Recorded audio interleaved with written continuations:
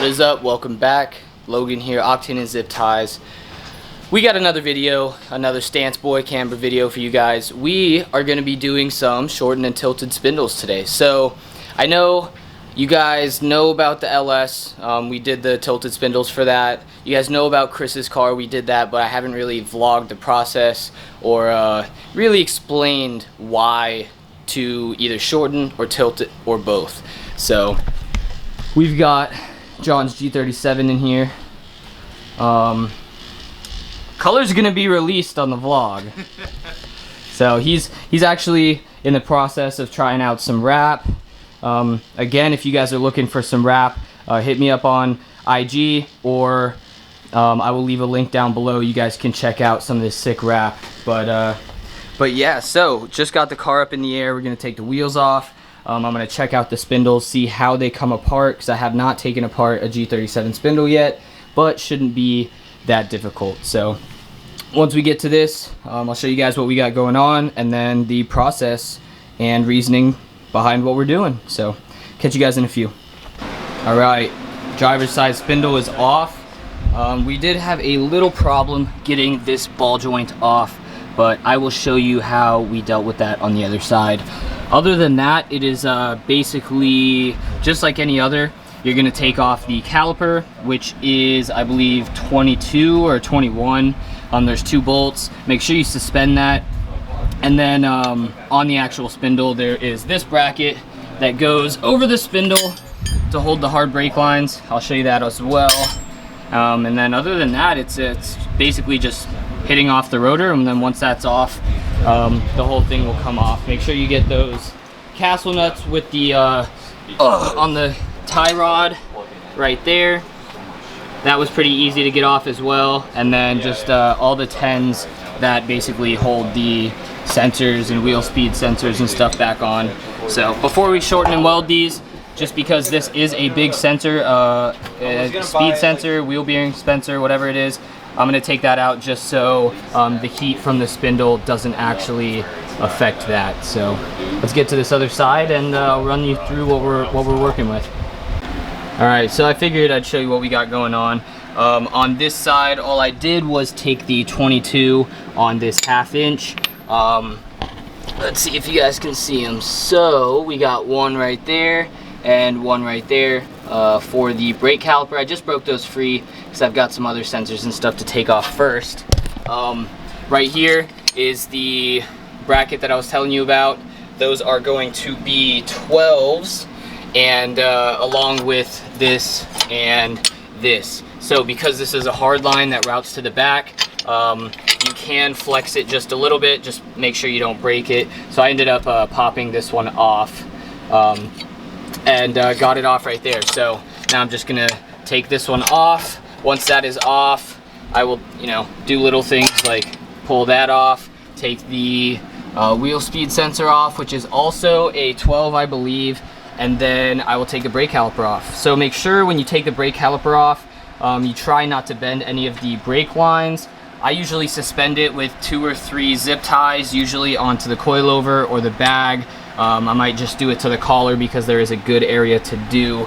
And then I will show you, most times rotors will have a little centering pin just to make sure that this stays on straight when everything else goes together. But since he does not have on his rotors, all you're gonna do is, once this is off, take a rubber mallet and just bang it on this side, move the rotor a little bit, bang it, bang it. I usually use 2 hands so I can turn it and just bang it, and then it comes straight off, no problem. So once we get that off, I will show you what else we need to do with the castle nuts and getting the other 4 bolts off. So it's pretty straightforward, but some of those bushings and ball joints and stuff, they're loose and they don't want to spin freely. So I'll show you what I'm cooking with after I get this rotor off.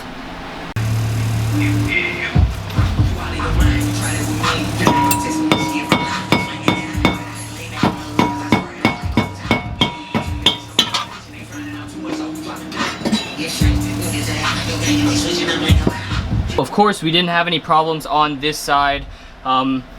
what I learned from doing the other side first is leave in your steering rack, or I guess the tie rod end in your spindle when you take off the bottom ball joint for the spindle. That will leave tension on the spindle and make it easy for this nut to come off. It is a 22, and yeah, this one came off super easy. So after I did that, that's when I took this off. That came off no problem. And then also for his upper control arms, which are maxed out. I'm not sure if we're gonna go back to OEM or not, depending on the spindle.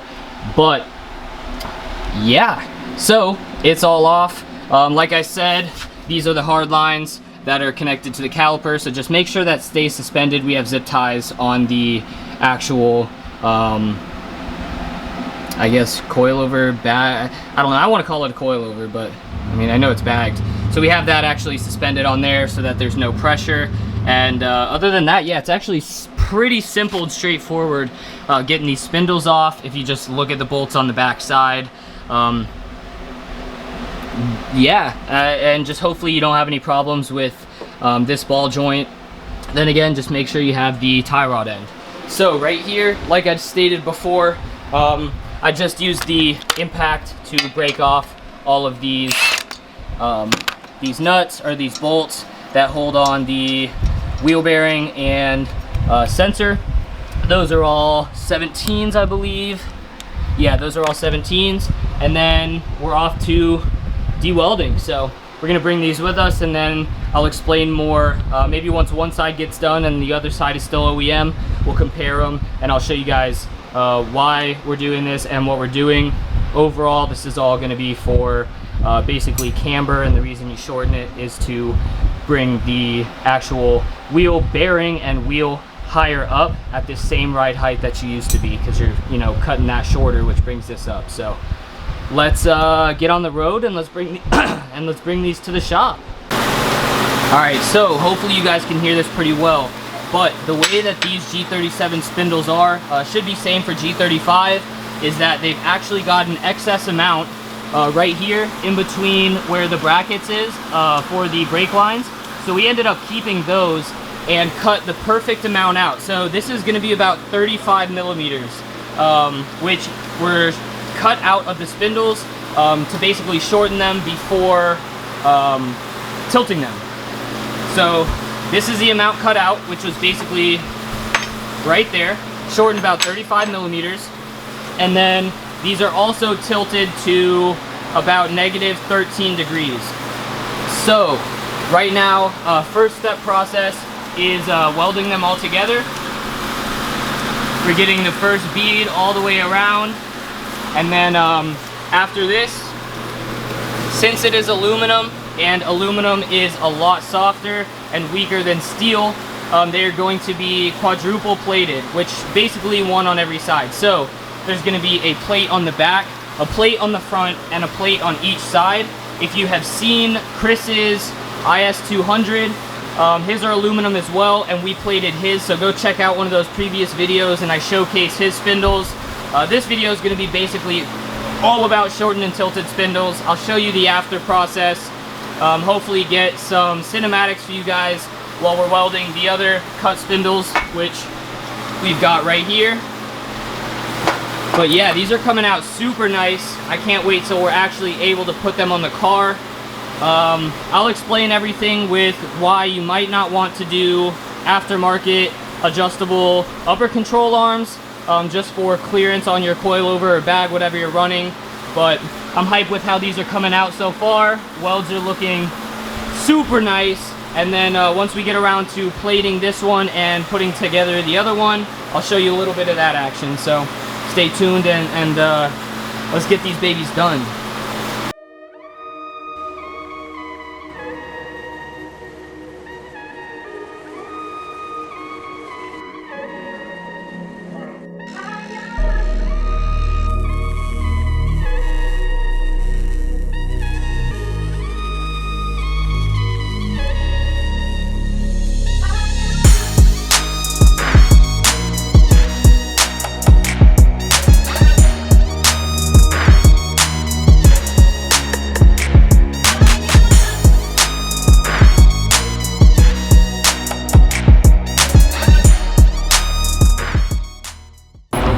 know the vibes. Alex pulled up in the LS. Big moves coming, big moves coming. You already know. Don't point at the corner. No. They can't see. They can't see. Not the corner power. All right, we're back at the crib. We've got the short and tilted spindles on deck. They are done. LS in the driveway, all the whips in the driveway. We are now gonna install these things. So we'll bring you along. Not sure if we're gonna keep the aftermarket adjustable uppers or if we're gonna put the OEM uppers back on just because of clearance issues. But I know Alex and the boys are about to pull up, and then some of my boys from Tally are gonna pull up. So once we start getting this thing, once we get the show on the road, bring you guys along and show the outcome. I'm super hyped on this. I know John's super hyped on this, and can't wait till the front's finally gonna be tilty. So let's get her going. Bam! One side is on, toe is out, but look at the bottom lug nuts compared to the top. So that's almost dead straight over the fender. Big boy's about to run big boy camber here, so we'll adjust the toe and stuff later. For right now, I do have these hard lines zip tied to this, what do you call that? That bracket right now. And then I have it zip tied to this along with that wire. Wheel speed sensor is already in.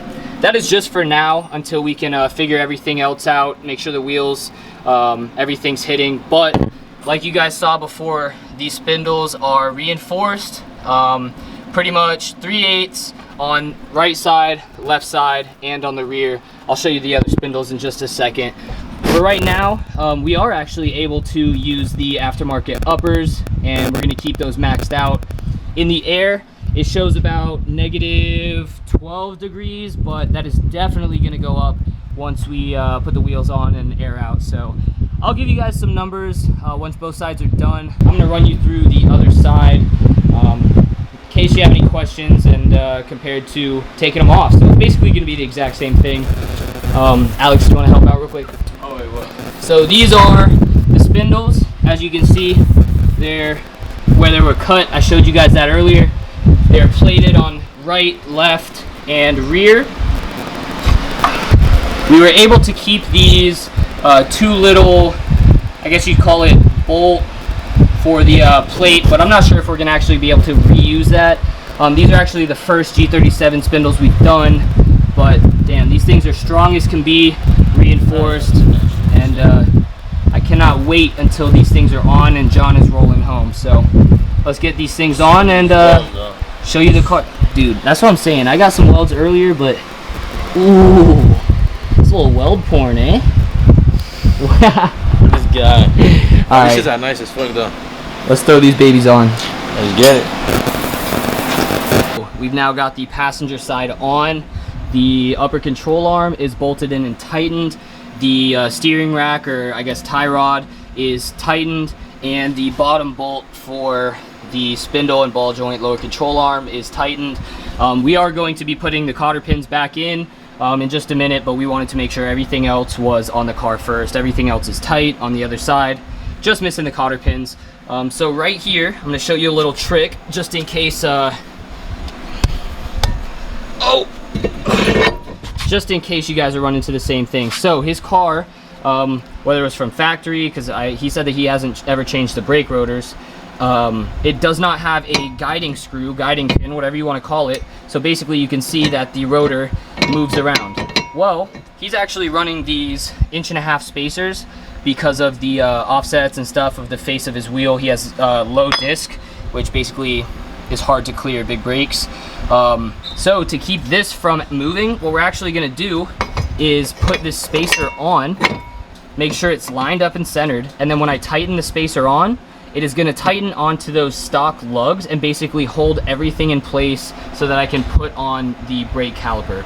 Makes it a lot easier, everything's tightened, and basically we don't have to put on the spacer later. So saves another step and holds everything together. So once I get this on, once I get the caliper on, I will catch up with you guys in just a minute when we are finishing up. And I guess after we put the cotter pins in, we'll throw the wheels on and we'll put it on the ground. So I'm hyped to see what this looks like. Hope you guys are hyped as well. And yeah, let's get to it. All right, so we finally got both sides on, and the front camber is it's actually super nice. We don't know what it is right now, but he said he's never been tucking at full, whatchamacallit, full aired up, and you can tell that the top is definitely in. So we're gonna put the car on the ground. We'll show you guys what we're thinking once it's on the ground, but it is aired up all the way. When it gets on the ground, it's gonna be aired up all the way, and then we'll go from there. So Put air in the back. There is. Go for it. Go for it. That wasn't missing. Ooh, boy. all right, let's get this other side. We'll get this other side off, and then I'll show you when we're putting it on the ground, and then maybe we'll have them air out in the driveway or something once we move those chairs.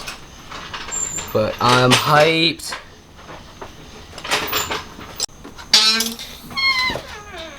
Air it out right there. Hey, that's aired all the way up. So compared to what what it was before, it's a lot closer. So shortening these spindles basically brings the entire hub up, so you're automatically another basically inch, and 1.2 inches I believe is 40 millimeters. So he's automatically another 1.2 inches. Plus with the camber, it helps out a lot. So we're gonna move some of these chairs and stuff. We'll pull it out, and then we'll have them air out. Maybe we'll get some lights on it so you guys can see. And then maybe we'll try to do the old wood trick and see some numbers. So Just clean as fuck. I'm hyped. You're gonna air it out right there. Fuck it. Nah, back it up. Back it up then. We're gonna back I'm it gonna up, have to see this shit. bro. From the front, you can see the camber. What? Oh yeah. You got a what? Alright. I had to pump the brakes. Make sure I don't run over anything when I back Nah, up. you're good. Oh my god. I'll tell you.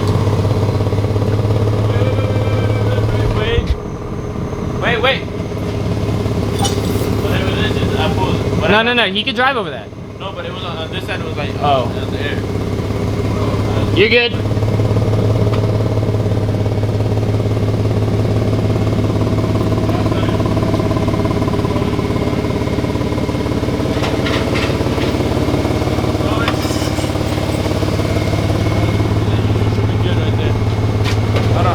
Yes, sir.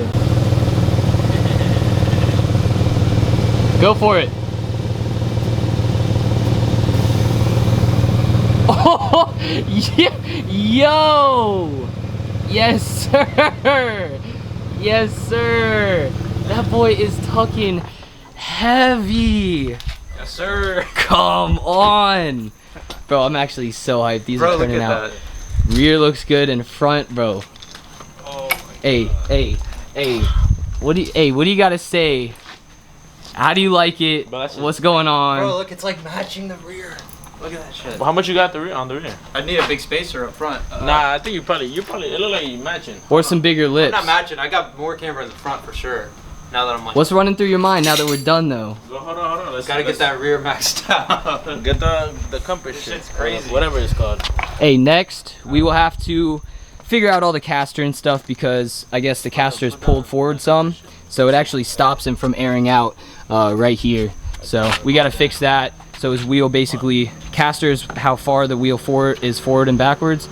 We got to pull the caster back a little bit so he can air out completely and not run into any issues. Negative 15.